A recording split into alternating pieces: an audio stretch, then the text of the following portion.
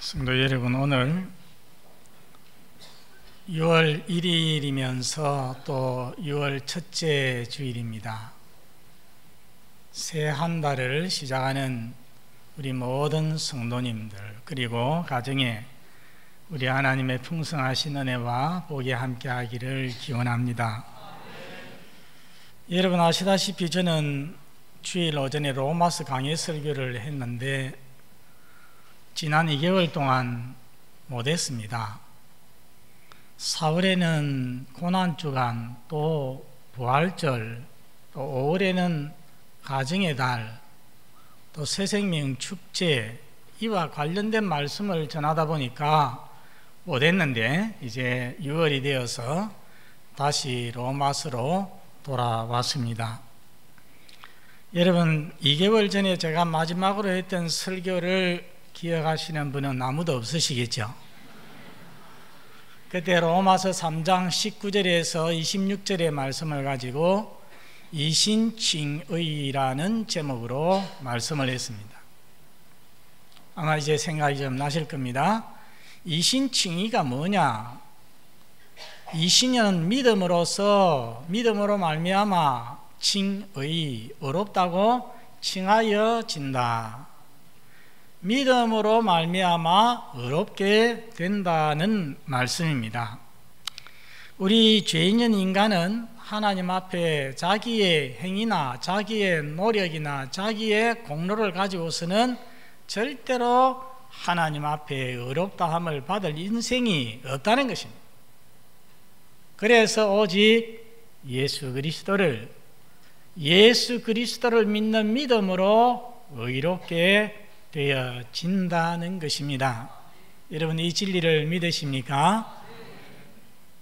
한번 따라서 합니다. 이신칭이 구원의 도리를 잘 보여주는 너무나도 귀한 진리입니다.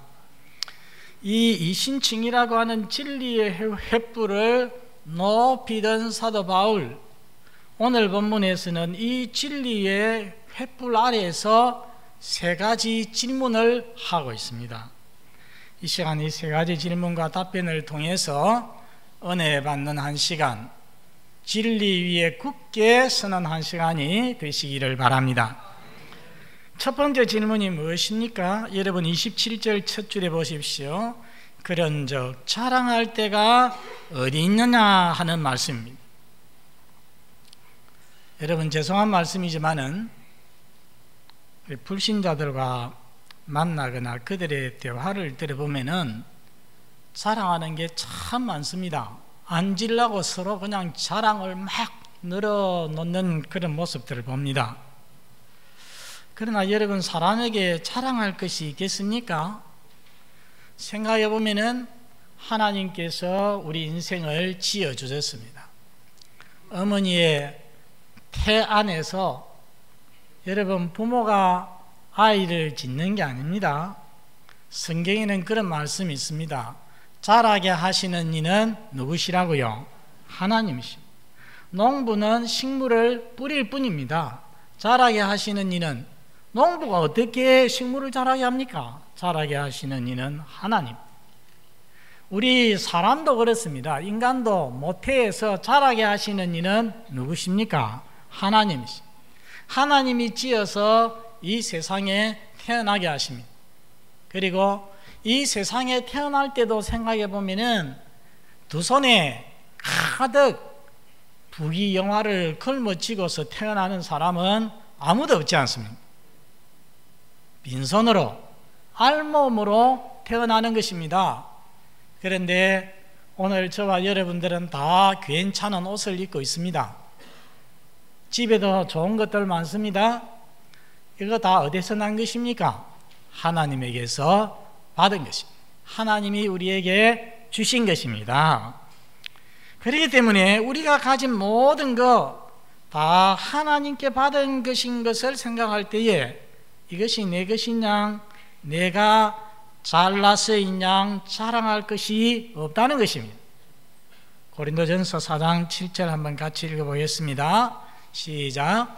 네게 있는 것 중에 받지 아니한 것이 무엇이냐?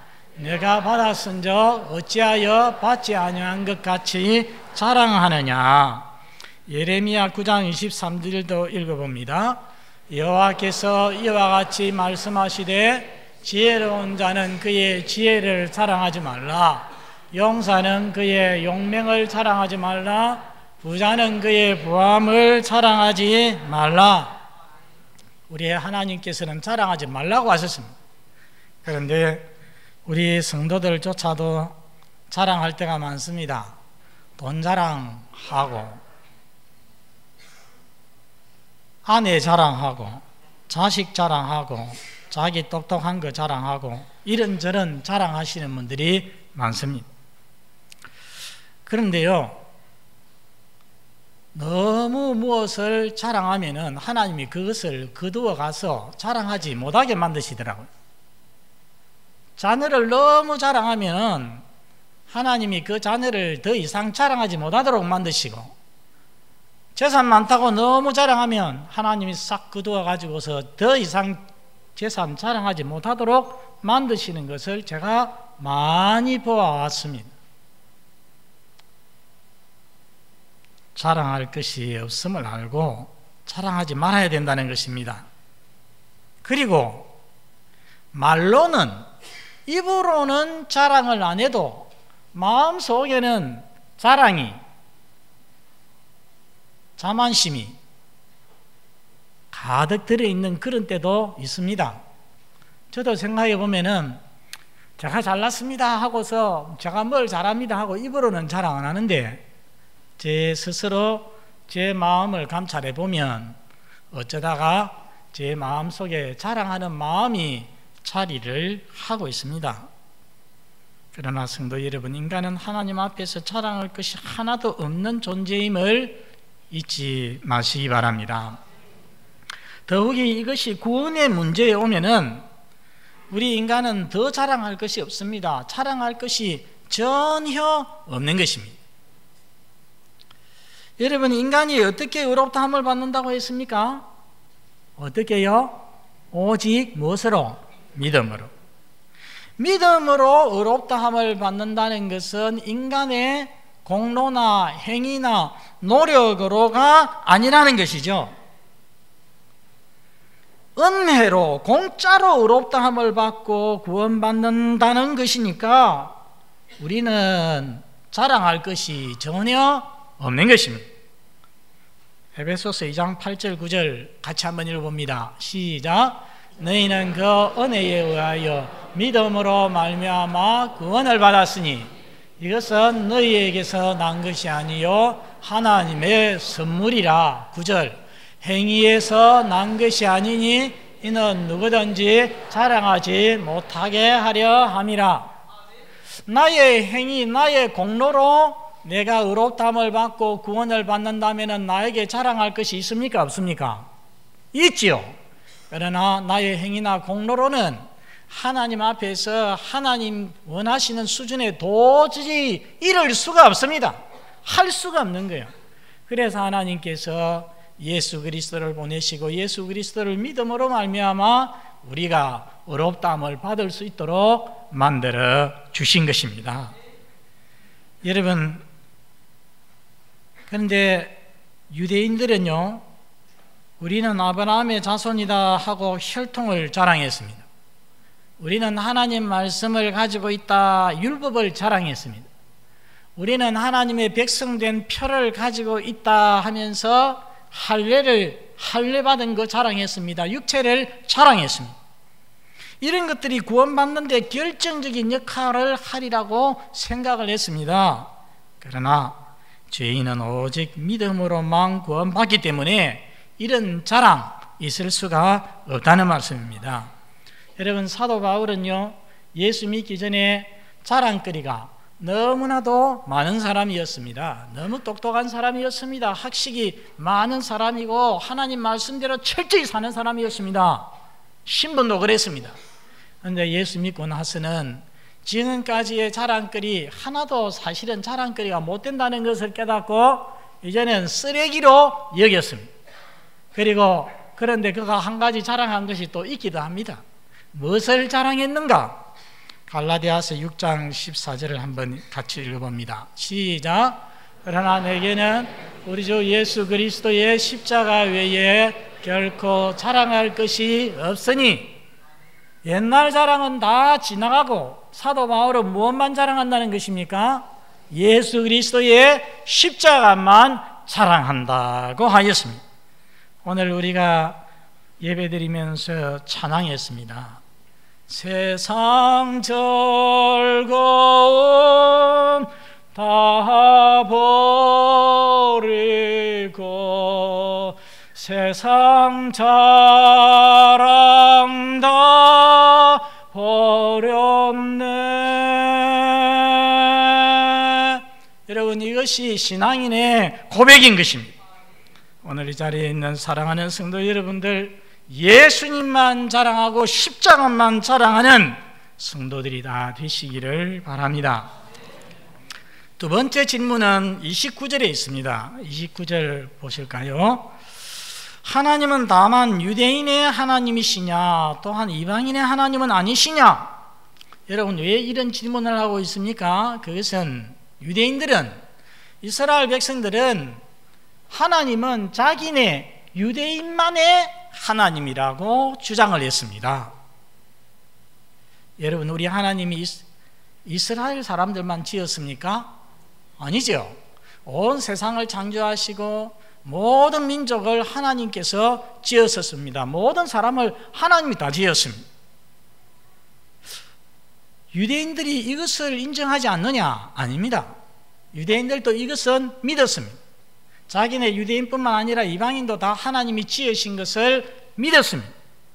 그런데 왜 유대인들은 하나님은 자기네들만의 하나님이라고 말을 할까요? 그것은 이유가 있습니다. 그들은 하나님께서 그들의 조상 아브라함을 택하시고 그 자손인 이스라엘 백성과 특별한 언약 관계를 맺었기 때문입니다. 그게 창세기 12장에 나오는데, 하나님께서 이 아브라함을 보시고 나는 너희의 하나님이 되겠고 너와 너희의 후손들은 나의 백성이 될 것이라고 언약을 했습니다. 창세기 12장에서는 그렇게 말씀하시고, 또 출애굽기 19장에 가면은 거기에서도 같은 비슷한 말씀을 하였습니다. 너희가 내 말 잘 듣고 내 언약 지키면은 너희는 모든 민족 중에 내 소유가 되고 내게 제사장 나라가 되고 거룩한 백성이 되리라고 말씀을 했습니다. 그랬기 때문에 이스라엘 백성들은 하나님은 우리 이스라엘 백성의 하나님이다, 유대인만의 하나님이다, 이렇게 생각을 하고 있었습니다. 자기들만 택한 백성, 영어로 chosen people, 두 마디로 선민. 여러분, 이스라엘 백성들은 선민의식이 강했습니다. 선민이 무슨 말입니까? 착한 백성이 아니고 선택된 백성이라는 말입니다. 하나님이 정말 아브라함과 그 후손을, 자손을 선택해 주셨지 않습니까? 그래서 이 선민의식을 가지고 우월의식에 사로잡혀가 자기 백성들은 아주 특별한 백성이라 생각하고, 이방 백성들은 이거는 지역의 불살개에 불과하다고 아주 천대하고 멸시하고 배척하였습니다. 그러나 이것은 잘못된 생각입니다. 여러분, 하나님께서 아브라함과 그 후손을 택하신 이유, 이스라엘 백성을 택하신 이유가 무엇이겠습니까? 그들만 사랑하시고 구원하시고 복 주시려고 그렇게 해서 택하시고 복을 주셨느냐? 그게 아니라는 것입니다. 창세기 12장 초두에, 자, 창세기 12장 2절과 3절을 우리가 읽어보는데 자세히 읽어보시기 바랍니다. 시작. 내가 너로 큰 민족을 이루고 내게 복을 주어 내 이름을 창대하게 하리니 너는 복이 될지라. 3절.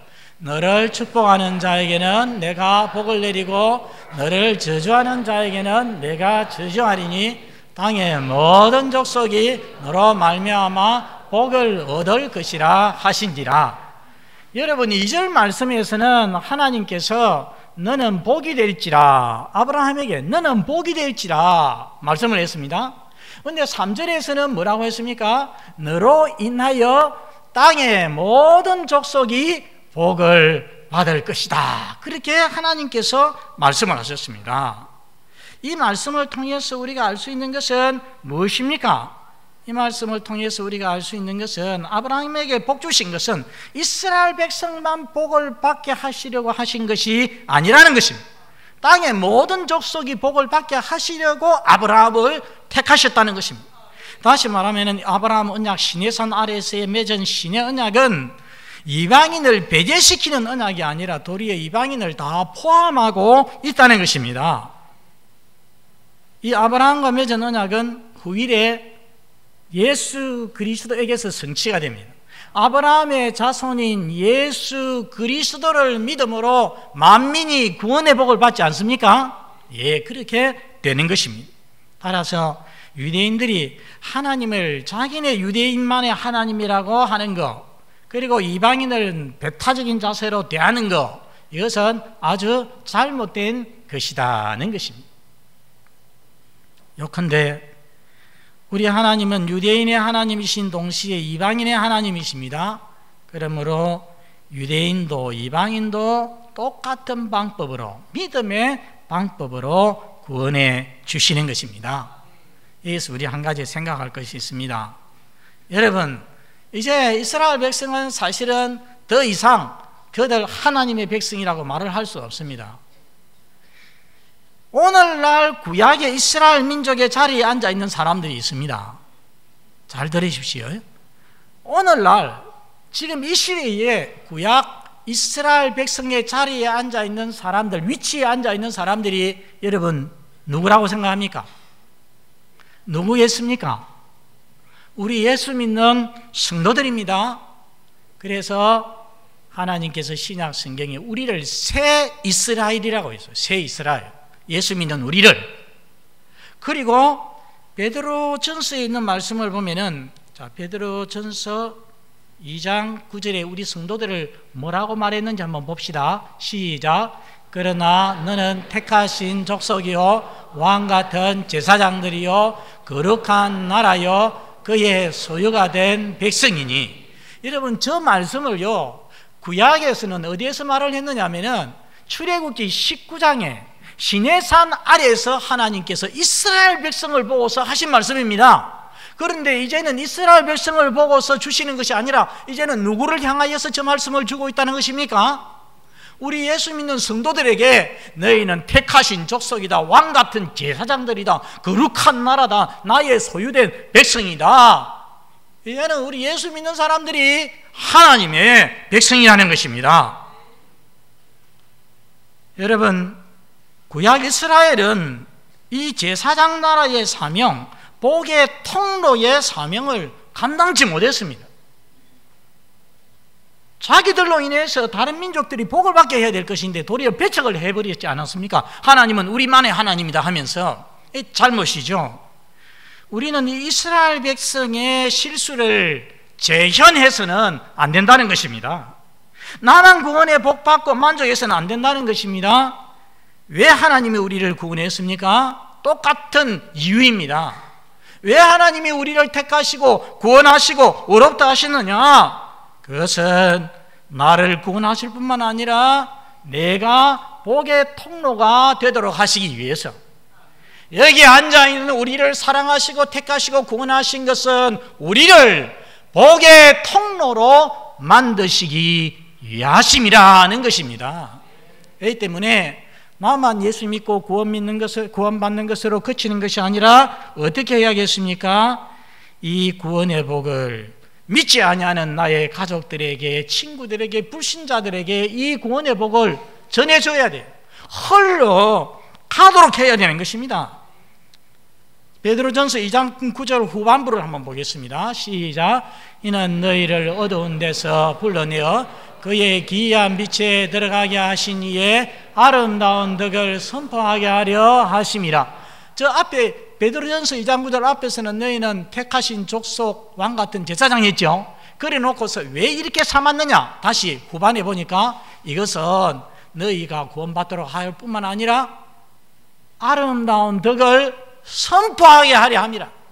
안 믿는 사람들에게 이 생명의 복음을 전해주기 위해서라고 말씀하고 있는 것입니다. 그러므로 성도 여러분, 생수를 나만 마시고 그 다음에 수도꼭지를 재빨리 잠가버리는 사람이 되어지지 마시고 구원의 복을, 이 생수를 계속 전달하는 성도가 되시기를 바랍니다. 주께서 우리에게 주신 구원의 복을, 생수를, 영생을, 복음의 말씀을 전하는 성도가 되시기를 바랍니다. 세 번째 질문이 31절에 있습니다. 그런즉 우리가 믿음으로 말미암아 율법을 파기하느냐? 율법을 파기하느냐? 여러분, 바울이 어떤 복음을 전하고 있습니까? 이신칭의의 복음을 전하고 있습니다. 그렇죠? 오직 행위가 아니라, 율법으로 아니라 오직 믿음으로 구원받는다. 그러고 보니까 믿음과 율법이 서로 상충하는 것 같습니다. 반대가 되는 것 같아요. 그렇지 않습니까? 반대되는 것 같습니다. 오직 믿음만 주장하는 사도 바울은 율법 폐기론자처럼 보입니다. 율법을 이제 파기해버리는 사람처럼 보인다는 것입니다. 그래서 이 질문이 지금 나오고 있는 것입니다. 우리가 믿음으로 말미암아 율법을 파기하느냐? 사실 지금도 성경을 잘못 읽고서는 이제는 우리가 믿음으로 구원을 받으니까 구약이나 율법이나 십계명이나 이런 것은 우리에게 더 이상 관계가 없다. 이렇게 자유롭게 살아도 된다고 주장하는 사람들이 있습니다. 가장 대표적인 사람들이 누굽니까? 구원파 사람들입니다. 지금 문제가 되고 있는 구원파, 이들은 믿음이 있으면은 율법은 필요 없다고 말합니다. 구원받은 사람은 더 이상 죄를 짓지 않는다. 그렇기 때문에 회개할 필요도 없다고 합니다. 그러니까 지금 나타나는 것 같이 마음대로 죄를 짓지 않습니까? 그들은 양심이 없는 겁니다. 그것이 어디에서 나왔습니까? 그들의 잘못된 교리에서 이들의 지금의 행실이, 지금의 태도가 나오고 있는 것입니다. 이것은 아주 잘못된 모습입니다. 여러분, 이에 대하여서 사도 바울은 무엇이라고 합니까? 우리가 믿음으로 율법을 파기하느냐? 답이 무엇입니까? 파기하느냐? 그럴 수 없느니라. 도리어 율법을 굳게 세우느니라 말씀합니다.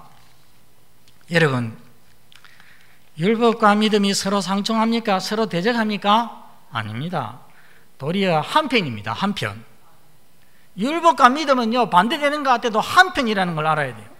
그래서 믿음은 율법을 폐하는 것이 아니라 굳게 세운다고 했어요. 이것을 두 가지 면에서 한번 생각해 봅니다. 첫째는 뭐냐 하면은, 여러분, 우리가 믿는다 할 때에 누구를 믿는 겁니까? 예수님 믿는 거죠. 그러면 예수를 믿는다 할 때에 도대체 무엇을 믿는 것입니까? 이것을 한번 깊이 생각을 해 보십시오. 예수를 믿는다고 할 때 무엇을 믿는 거냐? 예수의 무엇을 믿는 거냐? 어떤 예수를 믿는 거냐?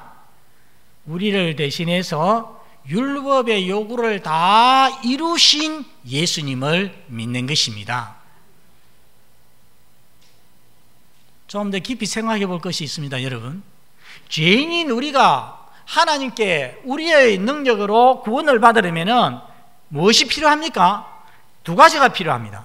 한 가지는 뭐냐 하면은 하나님 앞에서 한 점 부끄러움이 없는 삶, 이 하나님의 말씀대로 100% 순종하는 삶을 살면은 우리는 하나님께 구원받을 수 있습니다. 또 한 가지는 뭐냐 하면은 율법의 죄의 삭스는 사망이라고 했으니까, 죄 지으면 죽어야 한다니까, 우리는 다 죄인이니까 일단 한번 뭐 해야 됩니까? 다 죽어야 돼요. 그러면은 우리가 구원받을 수 있을까요? 두 가지 다 우리는 감당 못해요.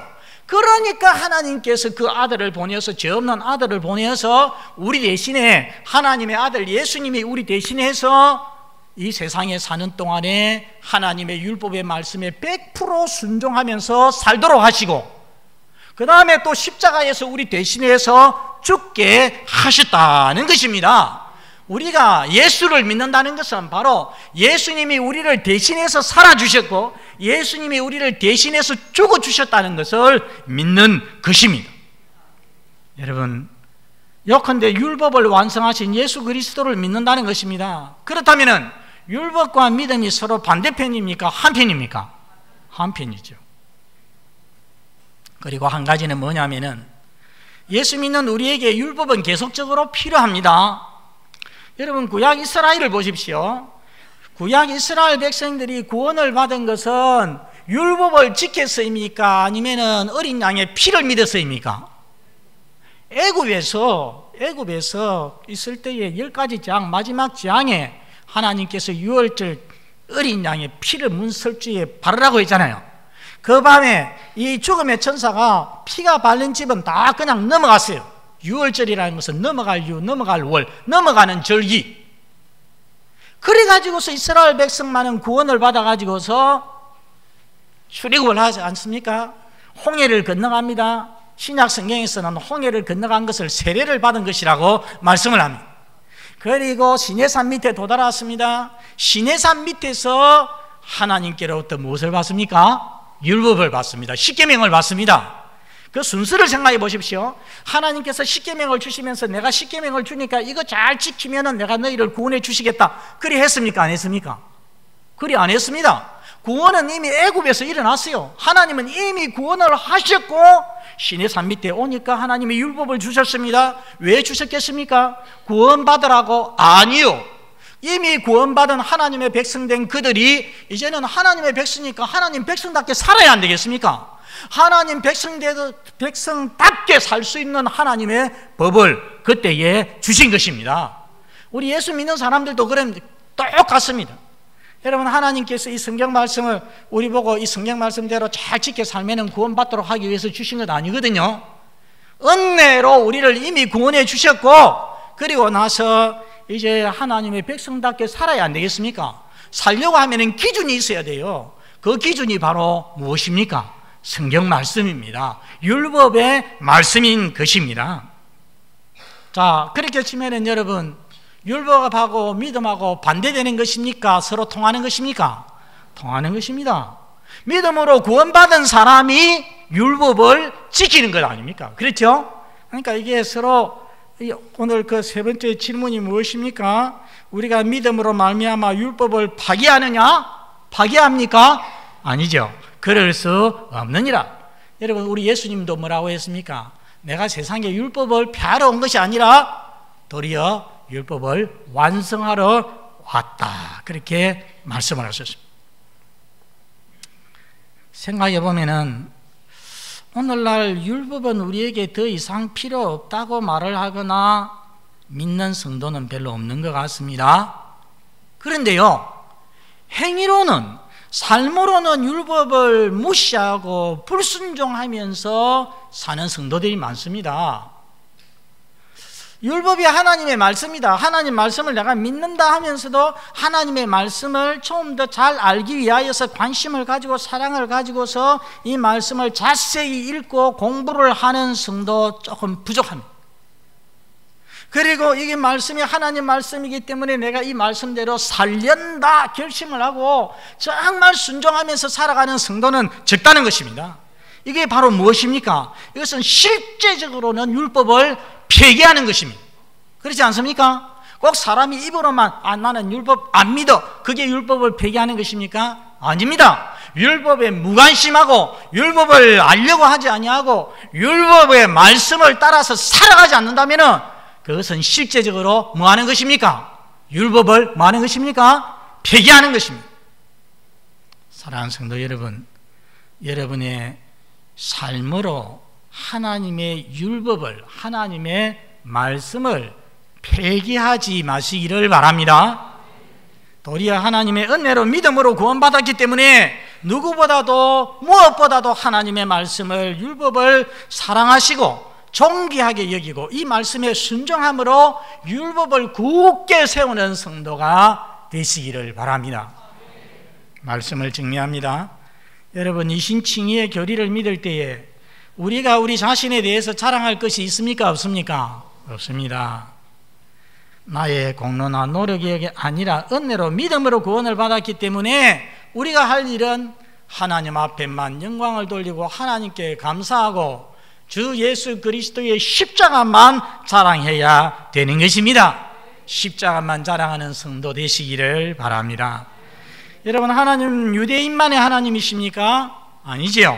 하나님은 이방인의 하나님도 되십니다. 하나님은 모든 사람, 모든 민족을 사랑하시고 구원하시기를 원하십니다. 여기에 있는 우리를 먼저 하나님이 택하시고 불러주신 것은 아직도 믿지 않는 자들에게 이 생명의 복음을 전하도록 하기 위해서, 복음의 통로로 쓰시려고 하나님께서 우리를 불러주신 줄, 먼저 불러주신 줄 알고 이 사명 감당하는 저와 여러분 되시기를 바랍니다. 우리가 믿음으로 말미암아 율법을 파기합니까? 그럴 수가 없습니다. 도리어 율법을 굳게 세우느니라고 말씀했습니다. 오늘 이 귀한 믿음의 말씀의 반석 위에 모두 다 굳게 서시는 우리 동부교회 성도들이 되시기를 바랍니다.